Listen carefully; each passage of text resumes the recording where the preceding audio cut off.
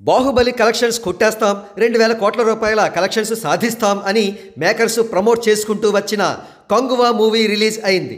Cinema చూసిన వాళ్లకు మతిపోయింది. సినిమా ఆశించిన స్థాయిలో లేదు సరికదా, లిటరల్లీ చాలా అట్రాషియస్గా ఫీల్ అవుతాం.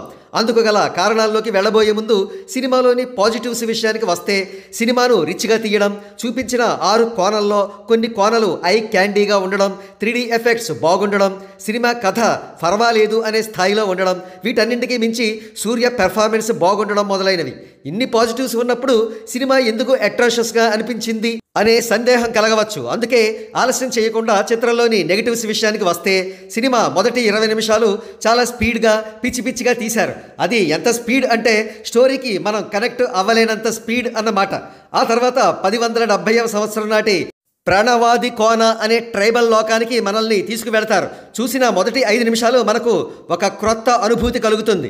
ఆ తర్వాత వందలాదిగా ఉండే ఆ ట్రైబల్స్ను మరొక 2 గంటల పాటు చూపించడంతో మనకు వామిటింగ్ సెన్సేషన్ వస్తుంది. వీరి డీగ్లామరైజ్డ్ గెటప్స్ చూడడానిక మనం సినిమాకు వచ్చింది అని కూడా అనిపిస్తుంది. ఈ గ్యాప్లో సరైన ఎమోషనల్ కనెక్ట్ లేని లేదా ఎమోషనల్ కనెక్షన్ ఉన్నా అది చెత్తగా ఉండే అనేక యాక్షన్ సీక్వెన్సెస్ వస్తూ పోతూ ఉంటాయి.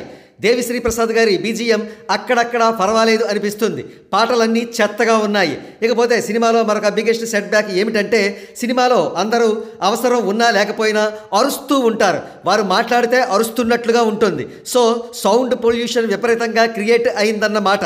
అలాగే సూర్యకి చిన్న కుర్రవాడికి మధ్య ఉండే father and adopted son bonding scenes మన సహనాన్ని పరీక్షిస్తాయి. ఇన్ని నెగిటివ్స్ మధ్య ఫైనల్గా బాగున్న అంశం మరొకటి ఉంది. అదేమిటంటే క్లైమాక్స్ యాక్షన్ సీక్వెన్స్ గత కాలానికి నేటి కాలానికి కనెక్ట్ చేస్తూ ప్యారలల్గా చిత్రీకరించడం. అదేవిధంగా Kanguva 2 lead sequence, cliff hanger sequence కూడా పర్వాలేదు. ఓవరాల్గా కంగువా ప్రేక్షకులను పూర్తిగా డిసప్పాయింట్ చేస్తుంది.